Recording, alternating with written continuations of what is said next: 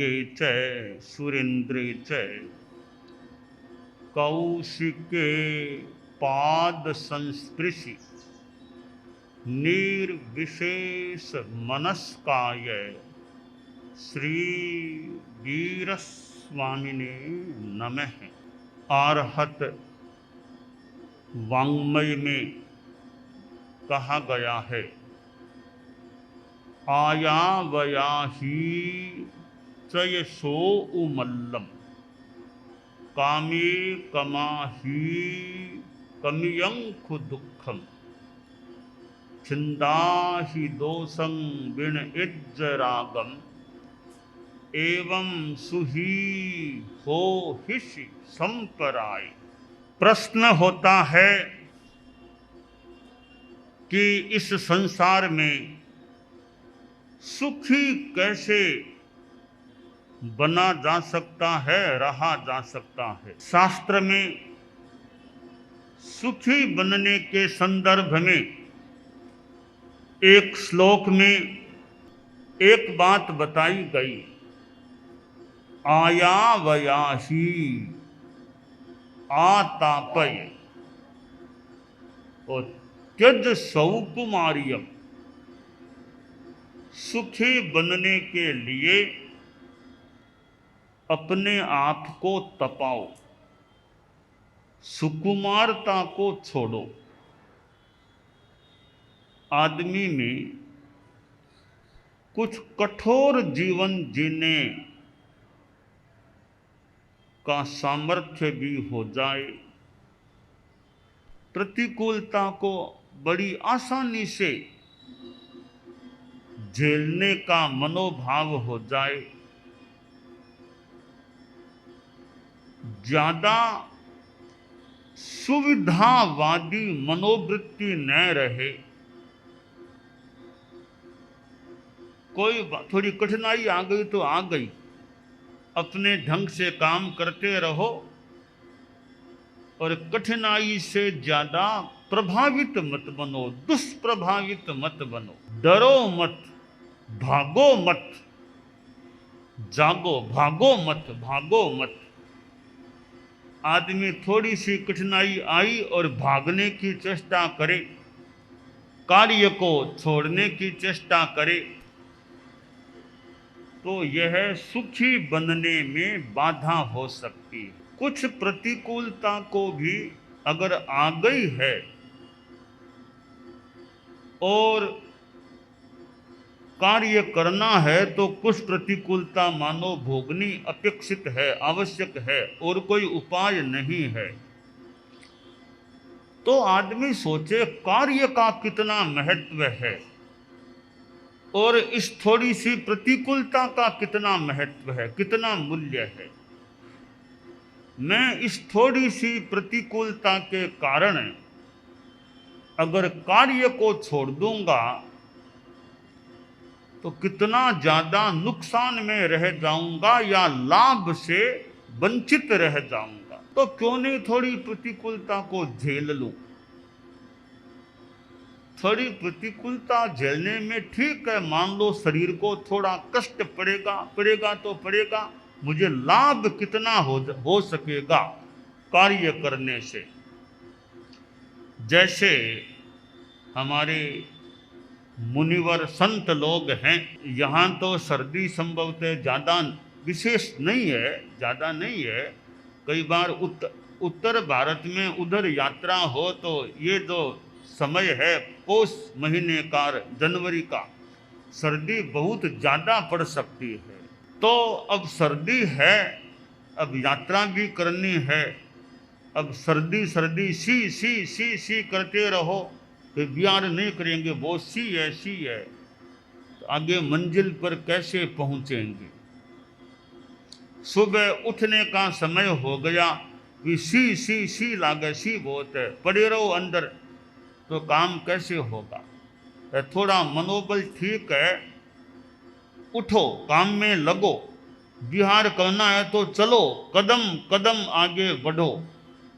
बस थोड़ी दूर आगे बढ़े, धूप खिल गई, फिर कुछ चलने की मानो शरीर में गर्मी आ जाए, फिर सर्दी इतनी परेशान नहीं भी करे, हम मंजिल पर पहुंच जाएंगे। सर्दी के कारण से सुबह उठेंगे ही नहीं, फिर विहार भी नहीं करेंगे, तो मंजिल में पहुंचने में बाधा आ सकेगी। इसलिए शास्त्र में कहा गया, आया वया ही चयसो मल्लम, अपने आप को तपाओ, सौकुमार्य को छोड़ो। अनेक प्रसंगों में हम थोड़ी कठिनाई को स्वीकार करने का मनोभाव अगर रख लें, तो फिर वो थोड़ी कठिनाई है, हम प्रसन्न मन से उसको स्वीकार कर लें तो ज़्यादा परेशान न भी करें। मन में धैर्य हो, शांति हो, तो थोड़ा देखते हैं, ठीक है, थोड़ी प्रतिकूलता है, कोई खास बात नहीं, चलो आगे बढ़ो। तो यह सुकुमारता को छोड़ने की बात, अपने आप को तपाने की बात, कुछ कठोर जीवन जीने की मनोभावना है, तो सुखी बनने का एक सूत्र है। वरना पड़े रहेंगे काम। आप लोग गृहस्थ हैं कि ऑफिस में कौन जाए, सर्दी है, सर्दी है, सर्दी है, बच्चे सोचे स्कूल कैसे जाएं, सर्दी है, सर्दी है, यूँ करते रहो, तो बच्चों की पढ़ाई खोटी हो सकती है, आपका ऑफिस में काम बाकी रह सकेगा, तो फिर बाधा आ सकेगी। तो सुखी बनने का एक सूत्र यह आ गया, अपने आप को तपाओ, कुछ कठोर जीवन भी जी सको, सुकुमारता को छोड़ो, ज़्यादा सुविधावादी मनोवृत्ति मत रखो। तो यह एक सुखी बनने का सूत्र है। दूसरी बात है, कामे कमाही कमयंकु दुखम, कामों का अतिक्रमण करो, कामनाओं को ज्यादा मत करो, कामनाएं सीमित रखो। कई बार इच्छा, लालसा, कामना ज्यादा मन में हो जाती है, फिर वो चीज मिलती नहीं है, आदमी दुखी बन सकता है कि मेरी यह इच्छा थी, यह बनूं। भौतिक आकांक्षा, मन में कामना है कि समाज में अध्यक्ष मैं ही बनूं, संस्था का अध्यक्ष मैं बनूं, अध्यक्ष बन नहीं पाया, अब मन में दुखी हो जाए, रे मुझे अध्यक्ष नहीं बनाया गया। तो ठीक है, मौका मिले तो ठीक है, सेवा आदमी दे सकता है, नहीं तो अपने और काम करते हैं, कोई बात नहीं। तो कामनाओं को ज्यादा मत रखो, ताकि दुख भी फिर अतिक्रांत हो जाएगा। तीसरी बात, छिंदा ही दोषम, द्वेष को छोड़ो, छिन्न करो, ईर्ष्या को छोड़ो। किसी के साथ ईर्ष्या मत रखो कि वह आगे बढ़ गया, वह आगे क्यों बढ़ा। यो जलन हमारे मन में नहीं होनी चाहिए। यह ईर्ष्या है, यह खराब चीज है। दूसरों का विकास हो गया तो मुझे क्या दिक्कत है, मुझे तो खुश होना चाहिए भी मेरा साथी आगे बढ़ गया। देखिए, दूसरों को सुखी देखकर हमें दुखी नहीं बनना चाहिए। दूसरों को सुखी देखकर हमें मन ही मन दुखी नहीं बनना चाहिए। दूसरी बात है, दूसरों को दुखी देखकर हमको सुखी नहीं बनना चाहिए कि दूसरे आपत्ति में आ गए हम खुशियां मनाएं, यह गलत है। तो दूसरों को सुखी देखकर हम दुखी न बने और दूसरों को दुखी देखकर हम सुखी न बने। तो ईर्ष्या भाव आदमी न रखे कि सब आगे बढ़े, कोई सब वो भी आगे बढ़े, हम भी आगे बढ़े। तो यह अनिर्ष्या भाव होना चाहिए। और कि मेरा वो साथी आगे बढ़ गया, उसका प्रमोशन हो गया, मेरा नहीं हुआ, उसका हो गया, अब इसलिए दुख हो रहा है कि उसका हो गया अब मेरा नहीं हुआ। साथ में मेरा भी हो जाता तो दुख नहीं होता। दोनों का नहीं होता तो भी दुख नहीं होता, उसका हो गया और मेरा नहीं हुआ तो आदमी के मन में थोड़ा दुख कि मेरा बराबरिया है, उसको यह चीज मिल गई और मुझे नहीं मिली, तो कई बार आदमी के मन में दुख हो सकता है। तो चिंतन हमारा उदात्त हो जाए कि उसको मिल गया, उसकी खुशी में ही मेरी खुशी, उसको मिल गया तो मैं दुखी क्यों बनूं। ठीक है, कभी मुझे भी मिलेगा तो मिल जाएगा, नहीं मिलेगा तो नहीं मिलेगा, मैं अपने ढंग से अच्छा कार्य करता रहूं। तो द्वेष और ईर्ष्या को छिन्न करो, छोड़ दो, काट दो, तुम सुखी। ईर्ष्या नहीं है तो वो ईर्ष्या से होने वाला दुख हमको नहीं होगा। चौथी बात बताई, विण इज रागम, राग भाव को छोड़ो। राग होने से दुख हो सकता है। संस्कृत में कहा गया है, नहीं राग समम दुखम, नहीं त्याग समम सुखम। राग के समान दुख नहीं है और त्याग के समान कोई सुख नहीं है। त्याग में सुख है, आदमी छोड़े, त्याग करे,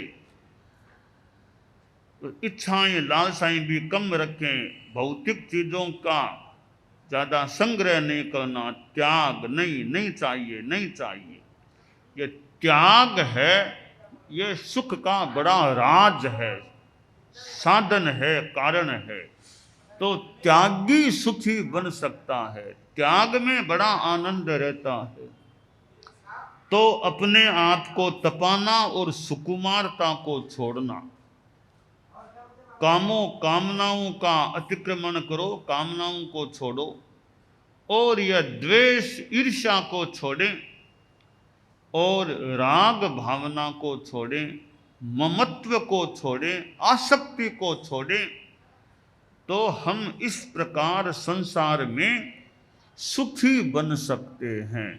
हमें मानव जीवन मिला है, कितना महत्वपूर्ण है मानव जीवन। इस जीवन का फायदा उठाना चाहिए, इससे लाभ उठाना चाहिए। बाकी जीवन तो एक दिन हर प्राणी का पूरा हो जाता है, समाप्त हो जाता है। जब तक जीवन आदमी जिए, आत्मा के लिए मैं क्या करता हूँ। शरीर और आत्मा ये दो चीजें हैं, शरीर अलग है, आत्मा अलग है, यह सिद्धांत है धर्म का। तो आदमी यह सोचे, मैं इस मानव जीवन में शरीर के लिए कितना करता हूँ और आत्मा के लिए कितना करता हूँ। 24 घंटे आदमी को मिलते हैं, उसमें कुछ समय धर्म की साधना में लगाने का यथासंभव प्रयास करना चाहिए। कि 2 घड़ी तो लगाओ, तो ऐसे 48-60 घड़ियां मान लें, दिन रात 24 घंटों में 60 घड़ियां, तो 2 घड़ी तो धर्म में लगाएं कि और काम धंधे चलते हैं तो 58 घड़ी काम की तो 2 घड़ी राम की, 58 घड़ी कर्म की, 2 घड़ी धर्म की, 58 घड़ी जीव की तो 2 घड़ी शिव की, 58 घड़ी घर की तो 2 घड़ी हर की। तो 2 घड़ी तो कम से कम धर्म की साधना में लगाएं। 2 घड़ी कैसे कि 24 मिनट की एक घड़ी मान लें, 24 मिनट की एक घड़ी मान लें तो 1 घंटा में 2.5 घड़ी, 1 घंटा में 2.5 घड़ी, 24 घंटों में 60 घड़ी, यो 60 घड़ियां होती है। 1 घंटा में 2.5 घड़ी, 24 मिनट की एक घड़ी, तो 1 घंटा में 2.5 घड़ी, 24 घंटों में 60 घड़ी, तो 60 घड़ियों में 2 घड़ी तो संभव हो सके तो। बाकी आप लोग गृहस्थ हैं, थोड़ा प्रयास करें, कुछ समय धर्म की साधना में लगाएं। धर्म की साधना किस रूप में? धर्म की साधना एक तो कोई पवित्र अपना जप पाठ मंत्र उसमें कुछ समय लगाएं, पवित्र मेडिटेशन ध्यान में लगाएं, या स्वाध्याय में लगाएं, अच्छा स्वाध्याय करें, या अच्छा आत्मचिंतन करें, आत्मचिंतन में लगाएं। ये स्वाध्याय, आत्मचिंतन, जप, ध्यान, इनमें या कोई साधु संतों का प्रवचन व्याख्यान सुनना। प्रवचन व्याख्यान आजकल तो घर बैठे ही सुनने को टीवी आदि के माध्यम से मिल सकता है, मिलता होगा कईयों को।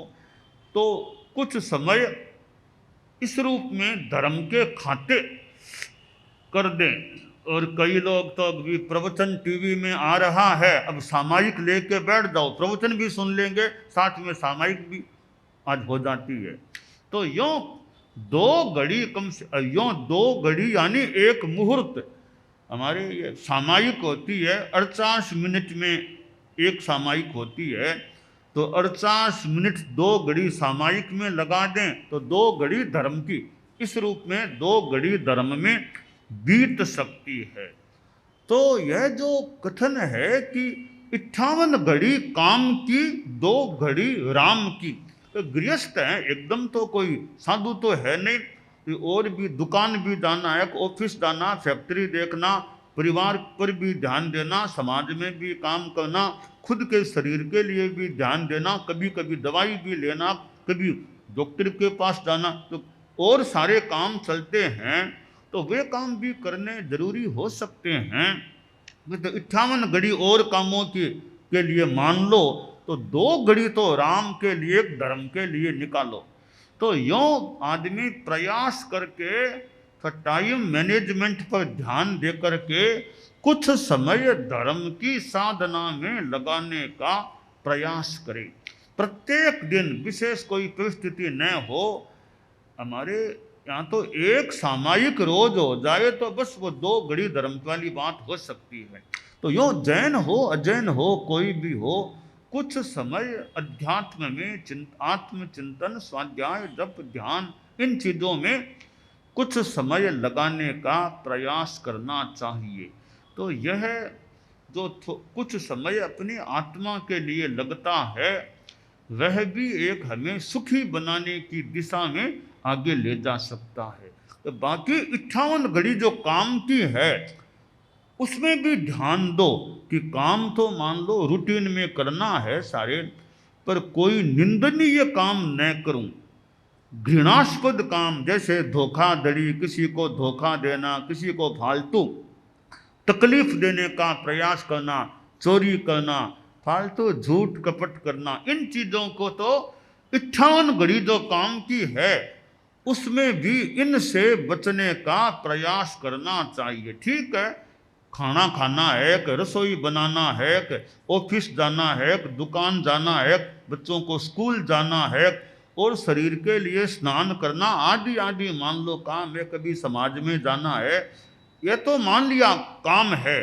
पर काम बुरे मत करो, जो धोखाधड़ी आदि आदि खराब काम है, वे काम 58 घड़ी में भी न हो यथासंभवतया, ऐसा लक्ष्य और ऐसा प्रयास होना चाहिए। तो 58 घड़ी बीते, वो भी ज़्यादा कोई गहरा पाप कर्म लगाने वाले कार्य न हो, 2 घड़ी तो विशेषतया धर्म के लिए अर्पित हो जाएं, ऐसा प्रयास करना चाहिए। 2 घड़ी तो यह बात है, बाकी उम्र ज़्यादा आने के बाद तो ज़्यादा ही लगाना चाहिए।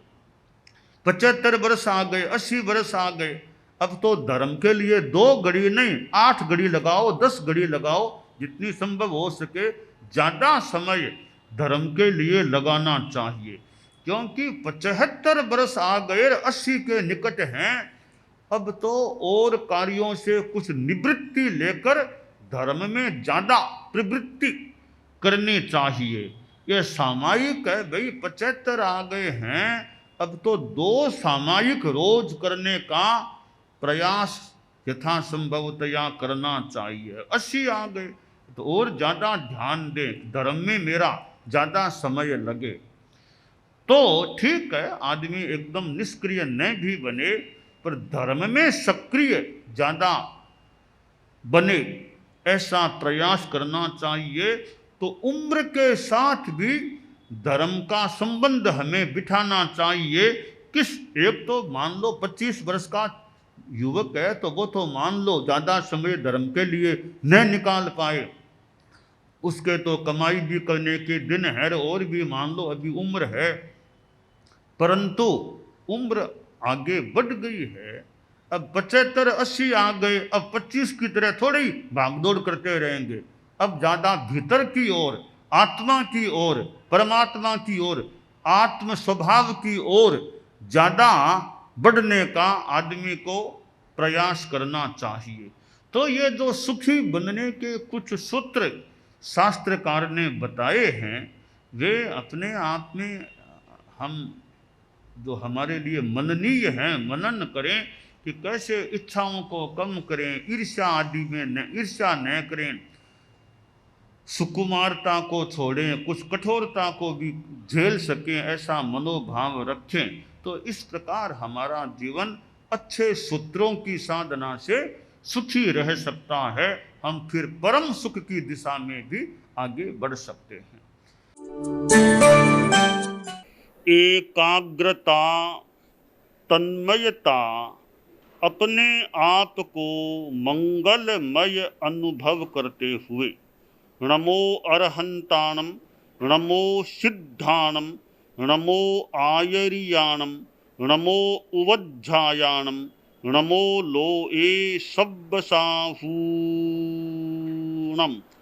एसो पंचणमुक्कारो सब्ब पावपणासनो, मंगलाणं च सब्बेसिं पढ़मं हवइ मंगलम।